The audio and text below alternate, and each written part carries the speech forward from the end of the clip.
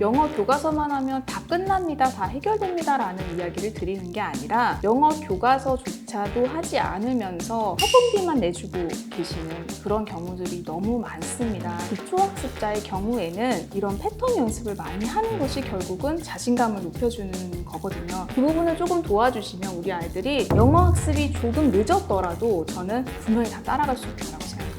너무 큰 돈 들이지 않고도요, 우리 대학 수능까지 도달하는데 괜찮습니다. 네, 안녕하세요. 오늘의 인터뷰는요, 영어 전문가분을 모시고 한번 자세하게 이야기 나눠볼 건데요. 키워드가 좀 다릅니다. 보통 우리가 이야기했던 영어 하면 어떤 영상이라든가 어떤 교재들 이런 이야기를 했는데, 오늘의 키워드는 교과서. 네, 맞습니다. 작가님 안녕하세요. 네, 안녕하세요. 자기소개 좀 부탁드리겠습니다. 네, 안녕하세요. 이지은이라고 합니다. 저는 현재 영어교육 전문가로 활동 중에 있고요. 너 영어 교과서 씹어먹어봤니의 저자입니다. 네, 환영합니다. 네, 감사합니다. 제목이 되게 네, 강렬해요. 네. 원래 성격이 당연하죠. 시원시원하시잖아요. 네,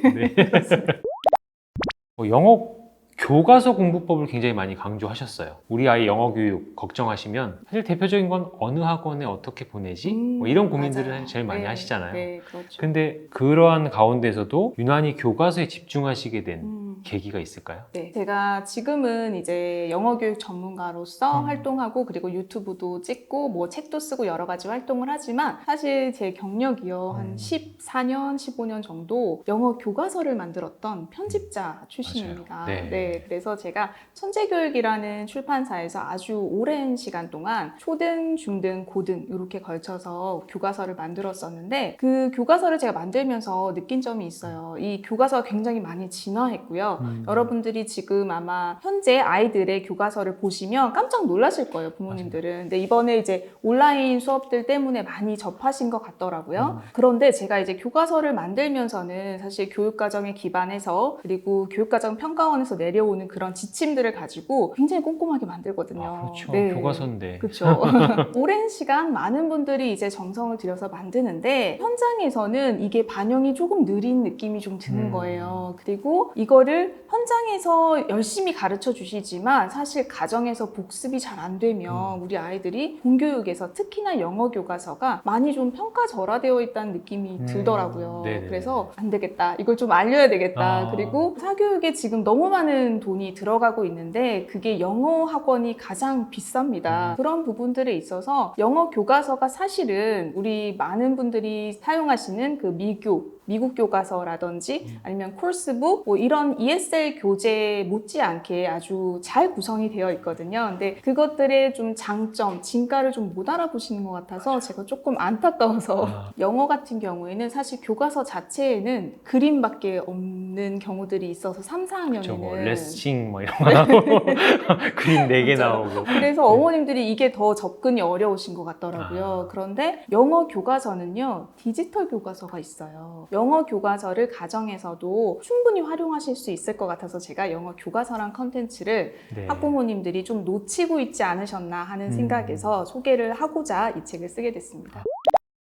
초등 영어의 필수 학습 과정과 이제 교과서 좀 짝지어서 이렇게 활용해 보시고 이런 내용은 꼭 이렇게 구성이 되어 있습니다 라는 부분도 좀 소개를 해주시면 좋을 것 같아요. 일단 제가 막연하게 교과서로 공부하세요 라고 하면 이제 너무 막막하실 수 있잖아요. 이미 다 배웠는데 뭐. 그렇죠. 학교에서 다 배운 거 아니에요? 이렇게 생각하실 수 있는데 학교에서 물론 배웁니다. 그리고 선생님들이 굉장히 재밌게 가르쳐 주세요. 영어는 전담 선생님 따로 계시고 그리고 저희 아이가 다니는 학교 같은 경우에는 원어민 선생님도 계세요. 그래서 굉장히 재밌게 배우는데 문제는요. 학교에서 우리가 배울 수 있는 시간에 한정적인 것이 있습니다. 그래서 아이들이 이 표현이 어떨 때 쓴다라는 건 선생님을 통해서 배우지만 영어는요 사실 써봐야 돼요. 실천을 많이 해보고 많이 연습을 해봐야 되는데 이 프랙티스 부분을 학교에서 충분히 하지 못하는 게 문제거든요. 왜냐하면 아이들의 수가 너무 많아요. 공교육의 문제점을 제가 이야기하려고 하는 게 아니라 공교육에서 충분히 하고 있지만 영어라는 과목 특성상 연습을 좀 좀 추가해줘야 된다라는 부분이 있어요. 제가 좀 학년별로 나눠서 이야기를 네, 그렇게 해주시면 드려보면은 더 좋아요. 네, 네. 3학년부터 사실 공교육 영어가 시작을 하죠. 그러면 일부 어머님들은 사실 영유 때부터 막 준비해서 오신 어머님들도 계시지만 또 어떤 어머님들은 초3부터 이제 학교에서 한대. 그러니까 그때부터 하면 되겠다. 맞아요. 이렇게 생각하시는 부모님도 계시거든요. 그래서 학교의 현장에 가보면요. 사실 한 반에 있는 아이들의 그 편차가 학습 정말 편차가 심하죠. 굉장히 심합니다. 네. 이미 우리 아이는 늦었으니까 포기해야 되나 이런 생각을 하시거나 과도하게 이제 학원에만 보내서 사교육으로만 채우려고 하시는 부분들이 그렇죠. 있어요. 제가 약간의 팁을 드리자면 아이들이 영어를 미리 못했다고 하더라도요. 초등 2학년 정도 되면 한글은 대부분 다 잘 하거든요. 네. 그때부터 파닉스를 조금 도와주시면 3학년 때 이제 학교에서 배우는 영어를 공부를 할 때 크게 문제가 없어요. 따라갈 때는. 좀 속도가 잘 붙죠. 그렇죠. 네, 파닉스를 해놓으면. 그렇죠. 그것만 좀 챙겨주시면 학교에서 이제 패턴 드릴 연습을 하게 돼요. 3, 4학년은 보통 이제 의사소통 중심으로 진행이 되기 때문에 A와 B의 대화, 네. 요걸로 구성이 많이 되어 있거든요. 한 시간 그런데 내내 그렇죠. 대화하고 맞아요. 이야기하고 네, 춤추고. 그렇죠. 네, 맞아요. 그렇게 집에 가정에 돌아왔을 때요. 그 패턴 드릴이 단원마다 정해져 있잖아요. 근데 그 단원들을 전부 다 학습을 하면 3, 4, 5, 6학년까지 다 하게 되면은 우리가 굉장히 기초적인 회화는 할 수 있는 수준이에요. 그럼에도 불구하고 많은 분들이 이거를 화상영어로 대체해야 되거나 무슨 원어민과 대화를 통해서 대체할 수밖에 없다라고 생각을 하시는데 그 표현을 집에서 매일매일 저는 10분만 연습하라고 말씀드리거든요. 학교에서 배운 걸 복습을 하는 차원이에요. 그러니까 3학년 내에 한 10개에서 12개 정도 단원이 되고요. 그게 4년이면요. 많아야 48개 패턴이에요.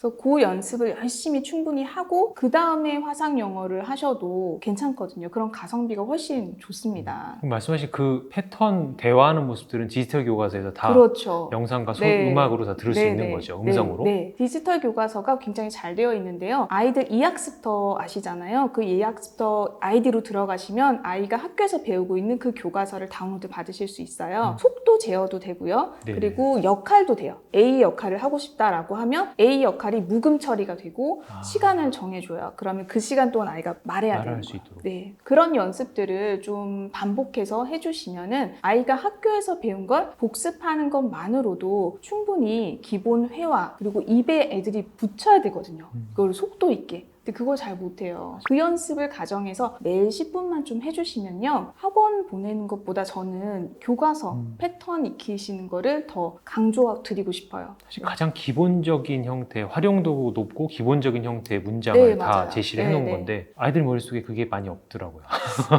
왜냐하면 또 어머님들도 조금 이거를 소홀히 하시는 부분이 뭐냐면 이 영어를 굉장히 실용 영어, 뭐 자연스러운 영어 이런 것들을 원하시잖아요. 네네. 저는 기초학습자의 경우에는 이런 패턴 연습을 많이 하는 것이 결국은 자신감을 높여주는 거거든요. 네. 자기 입에서 간단한 말 정도는 금방금방 튀어나올 수 있어야 되고 그 말이 상대가 했을 때 알아들을 수 있어야 자신감이 생겨요. 그래서 네네. 그 부분을 조금 도와주시면 우리 아이들이 영어 학습이 조금 늦었더라도 저는 분명히 다 따라갈 수 있다고 생각합니다. 3, 4학년에서는 학교에서 낱말이나 어구를 쓰는 것까지가 성취 기준이에요. 네. 스펠링 시험을 보는 학교도 있거든요. 아이들이 보통 보면 단원 평가를 영어 같은 경우에는 단어 시험으로 대체하는 경우들이 많고 아이들 나와보라 그래서 이렇게 대화하는 맞아요. 예. 그 연습으로 대체하는 경우가 많기 때문에 10분 드릴 연습 집에서 해주시고요. 단어 스펠링 정도는 학습해 주시면 좋습니다. 맞아요. 단어를 몰라서 네. 활용을 못 하잖아요. 맞아요. 교과서에 이제 문자로 드러나는 단어들이 있어요. 네. 거의 대부분 그림이지만 문자로 드러나 있는 단어는 반드시 스펠링까지 해주셔야 됩니다. 그 다음에 학원을 얹어주셔도 되고 화상영어라든지 학습지라든지 이런 것들을 곁들여 주시는 거지 기본적으로 이게 안 되어 있는데 학원에 맡기면 학원에서 A부터 Z까지를 다 해주기를 원하시거든요. 그러면 시간은 너무 많이 걸리고요. 우리 아이들은 어떤 느낌을 받냐면 늦었다는 느낌을 받아요. 불안해지는. 네, 불안해지고 어머님들도 마찬가지로 불안해지세요. 그리고 학원에 가면 왜 이제 오셨어요? 이런 얘기 많이 하시잖아요.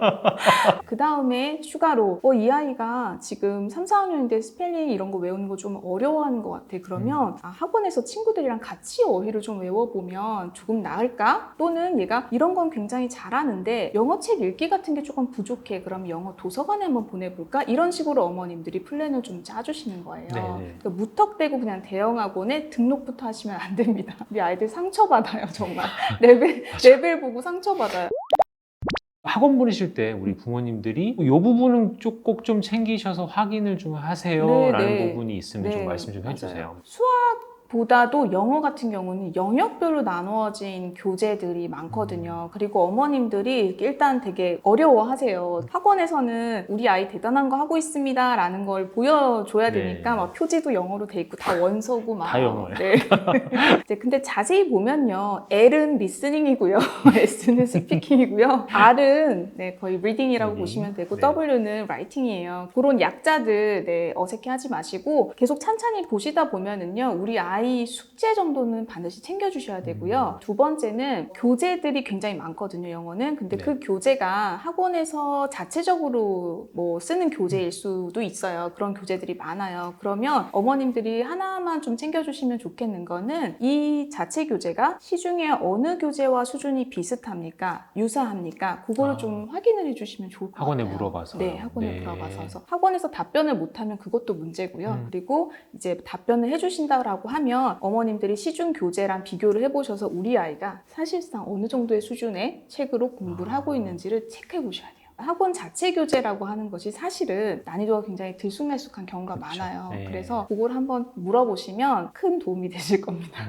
그 말고 혹시 또 우리 아이 수준이 어느 정도 된다라는 걸 판단할 수 있는 또 기준이나 방법들이 또 있을까요? 영어 도서관 같은 데 가셔가지고 아이들 뭐 AR 지수나 이런 거를 수준을 확인해 보시는 방법도 있고요. 그리고 우리 아이가 지금 읽고 있는 책을 AR 지수를 탐색해 보는 그런 웹사이트가 있어요. 그런 식으로 탐색을 해보셔도 되고요. 교과서로 하실 수 있는 방법은 우리 아이가 학교에서 배우고 있는 그 드릴이라든지 또는 어휘 네네. 그런 것들을 숙지하고 있는지를 한 번쯤은 체크를 해보세요. 그러니까 매일 못하시면 방학 때라도 한 번씩 분기별로 체크를 해주시고요. 아이들이 이제 5학년 정도가 되면은 네. 고학년으로 이제 튀면 바빠지죠. 이제 3, 4와 5, 6이 교과서 구성이 좀 달라요. 네. 문법, 리딩 이런 것들이 나오거든요. 그래서 교과서에는 문법이 없을 거다라는 오해를 하시는데 5학년에 나오는 그 리딩 본문부터는 기초 문법이 다 녹아져 들어가 반영되어 있어요. 있는. 네, 반영되어서 저희가 다 교과서를 개발을 하기 때문에 어머님들도 그 부분을 좀 체크해 주시면 좋은데 기초적인 문법만 하면 돼요. 제가 5학년부터 문법 하셔야 돼요 이러면 일단 현재 완료, 가정법 요거 다 끝내야 되는 줄 아시는데 인사 네, 나오고.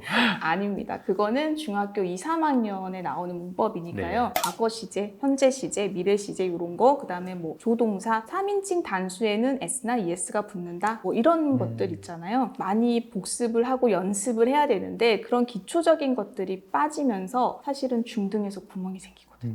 중등에서 어머님들이 갑자기 교과서를 굉장히 꼼꼼하게 보세요. 3, 4에서 5, 6으로 뛸 때 조금 뛰고요. 그리고 5, 6에서 중등으로 갈 때 조금 살짝 튑니다. 그 간극을 좁히기 위해서 사실 이번 2022 개정 교육과정에서도 많은 준비를 하고 계시더라고요. 네네. 그래서 그건 아마 조금씩 나아질 건데요. 당장 우리 아이는 이제 반영이 안 된 상태로 공부를 해야 하니까요. 그래서 저는 5학년부터는 차근차근 좀 준비를 해주시는데 그것도 영어 교과서 지문을 좀 활용하시면 좋은 게 교과서 5, 6학년에 나왔던 그런 지문의 패턴들 있죠. 그게 사실 6학년 지나고 나서 중학교 1학년부터 중등 본문에 그대로 다 드러나요. 그런데 그 문장의 길이가 조금 길어지고 문단의 길이가 좀 길어질 네네. 뿐이에요. 왜냐하면 개발자가 비슷하거든요. 저희가 이제 6학년 거 개발할 때는 기존의 중학교 1학년 텍스트를 다 분석을 합니다. 네. 그리고 중학교 1학년 개발할 때는 또 6학년 거를 다 텍스트를 분석을 해요. 그래서 간극을 최대한 줄이고자는 하지만 어휘 양이 늘어나고요. 중등에 네. 올라가면. 그래서 그런 차이들 때문에 문장의 길이라든지 어휘 수준이라든지 이런 것들이 늘어나기 때문에 같은 문법 사항이라도 아이들이 초등에선 찾아내던 문법을 중등에서는 못 찾아낼 수 있어요. 그래서 5, 6부터는 문법 기초적인 것들 공부를 하시면서 본문 내용 있잖아요. 네네. 그거를 한번 해석하고 다시 영작해보는 거. 본인이 해석을 해본 걸로 영작을 하면은요, 문장을 굳이 암기하지 않아도 돼요. 중등에 가면 내신 시험 때 달달달달 외우잖아요. 그렇게 하지 않아도 될 수 있는 방법은 5, 6학년 때부터 그 연습을 가정에서 좀 시켜주세요. 중학교에 갔을 때 내신이라든지 수행평가에 큰 도움이 됩니다. 5학년 때부터 문법을 좀 신경을 써줘야 되는데 네. 굳이 문법책을 갖다가 따로 공부할 게 아니라 네. 교과서에 나와 있는 지문을 해석을 해보고 그렇죠. 그다음에 교과서를 덮어놓고 네. 이제 그걸 옮겨보는 그렇죠. 과정을 통해서 네, 배우라는 네. 말씀인 네, 네. 거죠. 그렇게는 만만치 않네요. 이제 네. 초등학교 교과서는 그래도 만만합니다. 그래서 그걸로 연습을 해보면은 아이가 중학교에 갔을 때 문단이 늘어났을 때 네네. 적응을 할 수 있어요. 근데 보통은 중학교부터 갑자기 시작하시니까 그게 어려운 거예요. 많은 부모님들이 중학교 교과서도 딱 펼쳐보시면 1단원 보시고 쉽네 라고 하시거든요. 2단원부터 어렵습니다. 수행평가라든지 그런 것들을 할 때 사실 초등에서 그런 연습들이 관사나 ES 이런 기본적인 것들 실수하지 않게 도와주거든요. 네. 어려운 문법보다 쉬운 기초 문법을 초등 5, 6학년 때는 좀 연습해 주시면 좋겠습니다. 교과서를 가지고 우리 아이의 수준을 평가할 수도 있어요 라고 네. 말씀을 해주셨는데 네, 네, 네. 3학년, 4학년 아이가 우리 영어 교과서를 충분히 나온 문장을 사용할 수 있고 네. 어휘를 이해했다. 네. 그러면 일반 대형 학원에 네. 갔을 때 레벨이 어느 정도 비슷한 걸까요? 아이들이 많이 대형 학원에 이제 노크를 하기 시작하는 학년이거든요. 네네, 3학년 맞아요. 정도가. 그런데 3학년 아이가 만약에 드릴을 다 듣고 이해할 수 있고 본인이 말할 수 네, 있고요. 그다음에 그 사용까지. 스펠링을 다 쓸 수 있다라고 하면은 기본 수준의 단계는 들어갈 수 있어요. 그런데 다만 대형 학원에서 3학년 때 들어갈 때 조금 높은 반을 들어가고 싶다라고 하면요. 단어 쓰기가 아니라 문장 쓰기까지 해주셔야 돼요. 문단까지 쓰기를 원하거든요. 사실은 네. 너의 꿈이 뭐니? 뭐 앞으로 되고 싶은 게 뭐야? 이런 정도의 질문을 주고 이제 영작을 해보라는 그런 시험들이 나와요. 3학년도요. 네. 학원의 수준은 그렇지만 사실 그거를 완벽하게 써낸 애들은 많지 않거든요. 그래서 그게 한 두세 줄 정도를 아이가 틀리지 않고 써낸다라고 하면은 어느 정도 레벨에 가능합니다. 간결한 질문 하나 드릴게요. 네. 초등학생에게 영어 교과서란 초등학생의 영어 교과서는요, 밥입니다. 밥이요. 네, 밥이요. 라이스.